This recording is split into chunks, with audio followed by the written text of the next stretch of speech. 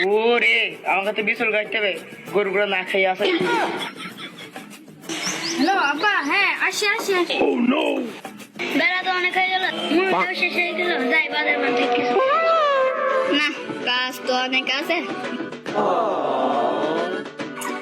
আমি একা একা আমার ধানের বই মারতে যাবো, কারণ কি লাভ নেই, দেখি মালের কোনো বন্ড পারি কিনা।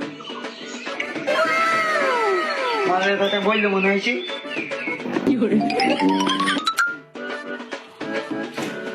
এখন খালি আর হবে না, আমি তো বাজারে যাবো, আমার কাছে ফোনটা বসে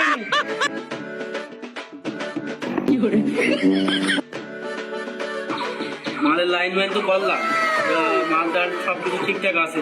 এখন টাকা লাগবে 750 টাকা, এবং টাকা পয়সা কিন্তু দিতে হবে। আমার কাছে বেশি টাকা নেই, হয়তো বা 220 টাকা আছে, তো টাকা পয়সা দিতে হবে। সকালে পোকা মোকা পড়লো,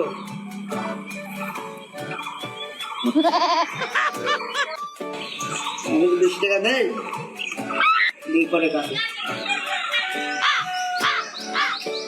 5 টাকা আছে, 5 টাকা দিতে হবে।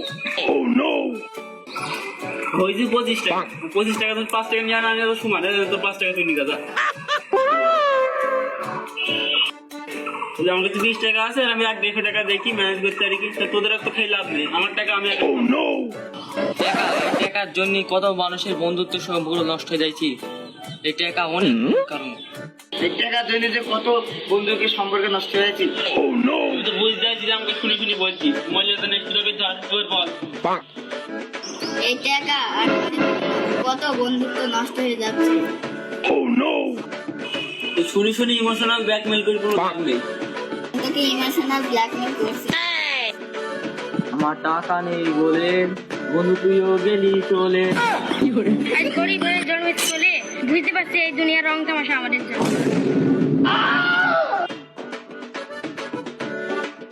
তোরা বন্ধু মানুষ না খাইলেও না, কি আর করবো, দেখে টাকা ফাঁকা ম্যানেজ করতে পারি কি, ম্যানেজ করতে পারি তাহলে সবাই মিলে একসাথে খাবো, সমস্যা নেই।